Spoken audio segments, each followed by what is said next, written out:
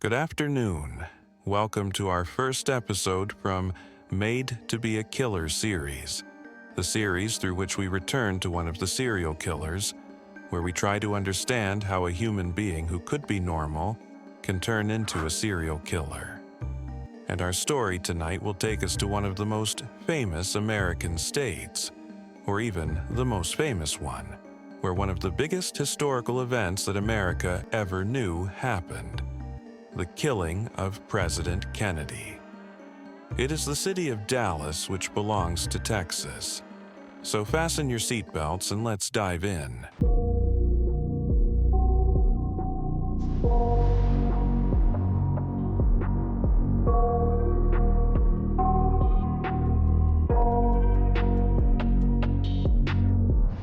I got nightmares in my head, I fear that the thoughts build up until I can't hear, that my mind fills up into a creature, and it haunts me somewhere much deeper.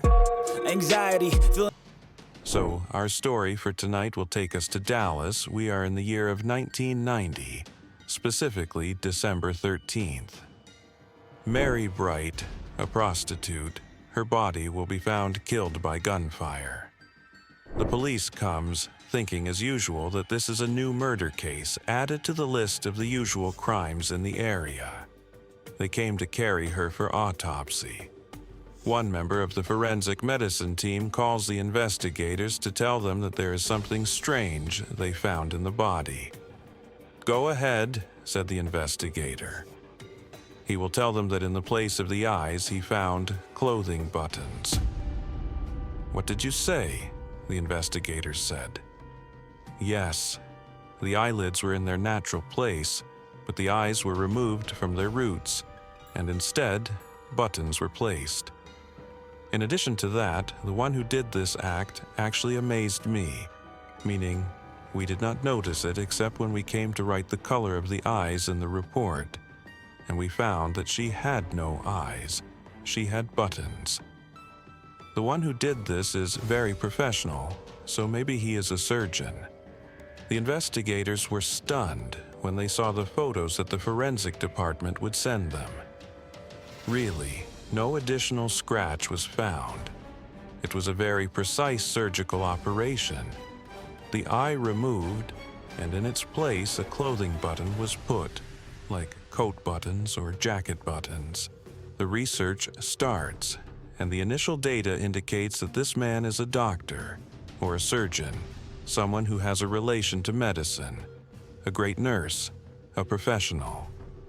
They started searching in these areas, and they go and ask, this lady was a prostitute. So they went to the neighborhood of prostitutes where she worked, and they interrogate other girls. Among those questioned, a witness named Veronica. They say to Veronica, "Did you see anything?" She says to them, "Yes, I did. The man who took the girl Mary, he was going to take me with them too, and he started beating us without mercy. But I don't know how at one moment I was able to escape. A white-skinned man, somewhat large and older in age." But this lady was a little messy, to the point that the police did not give importance.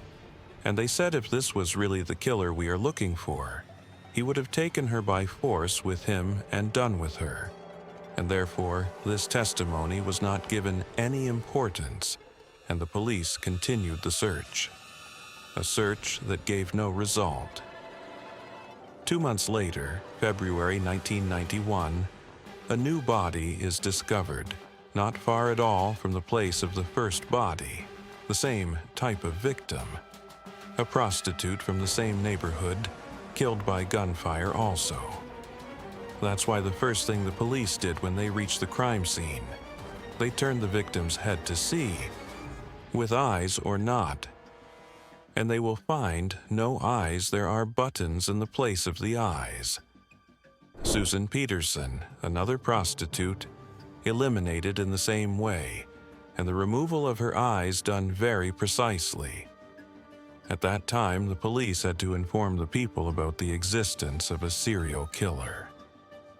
The news began to spread in the media. Fear started to creep among people at night, and especially in the community of prostitutes, whose numbers gradually decreased around the area. But even with that, nothing changed, because on March 19th, 1991, the body of a third woman would be discovered. This lady's name was Shirley. The only difference was that she was not white-skinned, that's one. And secondly, it seems that things this time happened quickly, so much so that a part of the scissors the criminal was using, or the scalpel, broke inside the eye socket. But the eyes were removed and buttons were placed in their usual place. 3 victims, 3 prostitutes, all 3 killed the same way, and all 3 almost in the same place. And the investigators were stuck. They had no answer and no clue. Then a lady comes to their office, Brenda. Brenda was also a prostitute. She came to file a complaint. Against whom? The detectives asked. A client who had come to her some days ago beat her severely and took one of the girls with him. And this man, what are his descriptions, ma'am? If you could describe him to us, the investigators asked. She said, a white-skinned man, broad, a little older. With this testimony, the investigators went back to the first testimony. Do you remember it? From the other lady, who seemed a little messy to them when she said the same thing. White-skinned, somewhat broad, and a little older. So, maybe this is the man we are looking for. Okay, miss. Didn't you say that he wanted to take you by force from the neighborhood you are in? Where exactly did he want to take you? Did he tell you? She said, yes, he did, and I told him no, I won't leave here. Now, there's a serial killer going around, so I won't leave here. And he started beating me. Okay, give us the address of the place he said he would take you to. She wrote for them the name of the place they would go to. The police look and find it is the same place where the 3 bodies were found. They open the map of this place, and they start looking at who are the people living there. And the biggest surprise, they find that there are 2 houses in the same place belonging to the same person, belonging to this man.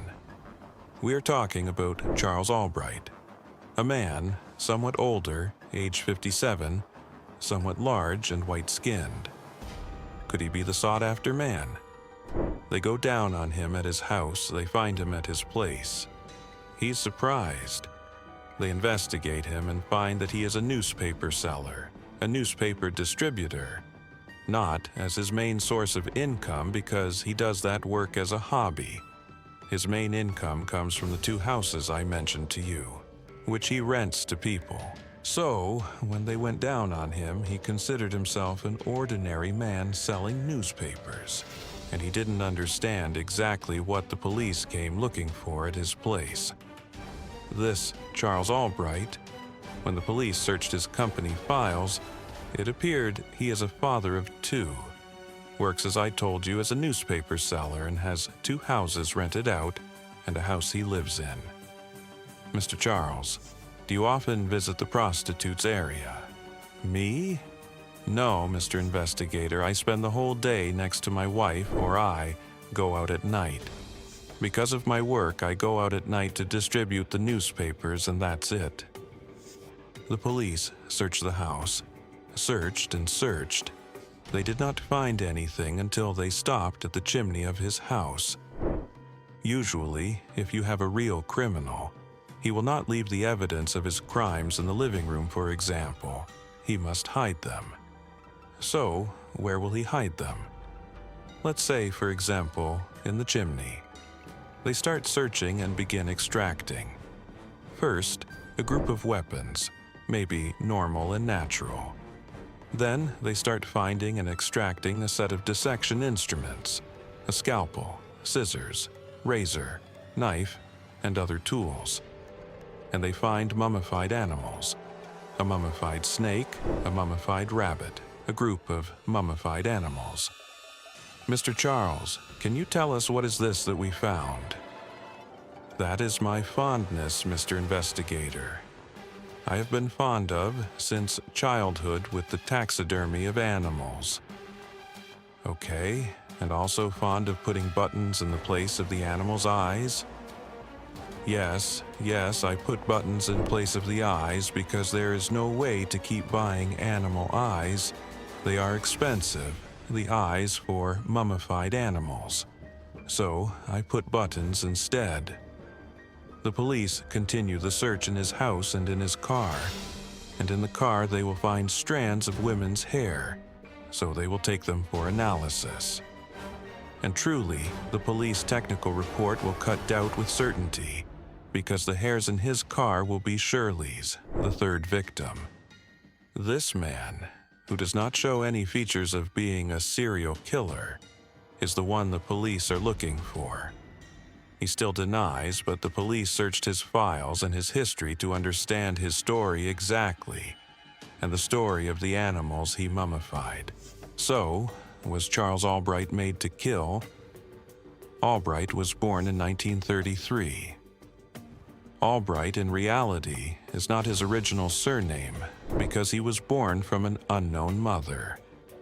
From the moment he was born, his biological mother gave him up for adoption, and he will be adopted indeed by the Albright family, Fred Albright and Dell Albright. A teacher, a very strict and serious one. A teacher who will dedicate her life to teaching and raising Charles. From his childhood, she will care for him with extreme care. The level of care and obsession with his health will reach the point that she bought him a goat to make milk, to feed him goat's milk. Then she will forbid him from communicating with the outside world. She feared everything for him. Go out to play with the rest of the boys when he grew a little older? Never. And to scare him, she would say to him, "Did you see when you go out? Did you see when your hands get dirty with mud? Let me show you what happens to you." And she would take him to the hospital, to the people diagnosed with cancer and who had incurable diseases. And she would tell him, "Look what happens to those whose hands get dirty. So beware of going out of a house." In these circumstances, Charles will grow until he starts developing little by little. She will present him with things to get involved in. She will register him in a club for taxidermy of animals. He enters the club and starts seeing how taxidermy operations are done. In taxidermy operations, you must know they go through a number of steps. The animal, how they take it, clean a number of its parts, and one of the very important steps in taxidermy is the eyes. They do not leave them because they get rot. They remove them, but they replace them with an artificial eye similar to glass, as replacement. But because his mother was stingy, she would tell him, "No, son, we don't need to replace with an artificial eye. Here are these buttons. Put them instead of the eyes." And from here, Charles began to grow in this way, and his obsession grew with him, and his finesse improved. He became skilled at plucking out the eyes of animals and putting instead clothing buttons, and thus Albright will grow. And little by little in his teenage years, he will start to rebel against his mother's control, and he will go into delinquency by doing a theft and then enter a reformatory. He will spend a year, then he will try to study at the university as a nurse or nurse's assistant. Then, after study, he will try to integrate himself into the job community, but he will never be accepted in any official job. Why? Because he remained always delinquent. Either he forged his official papers, or his behavior was strange and bizarre, so he never found a job. His adoptive father and mother will die and will leave him the 2 houses I mentioned to you. He will rent them and make a living from them. He will marry and have children almost normally. Even his wife, when his crimes were discovered, was shocked, like the rest of the people, when she discovered that this 57-year-old man goes out to kill women and replace their eyes with buttons.